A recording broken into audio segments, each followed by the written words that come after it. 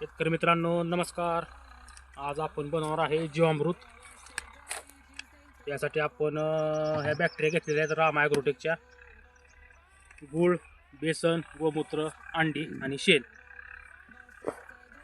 हे आपण गोळा केलेला आहे सगळं मटेरियल. सुरुवातीला आपण हा गूळ पाण्यात मिक्स करून घेतलेला आहे. ते 5 लिटर गोमूत्र आणि बेसन 1 किलो. अंडे आहेत शेतकरी मित्रांनो, हे 20 अंडे आहेत. हे आपण टरफल्यासहित मिक्स करून टाकले.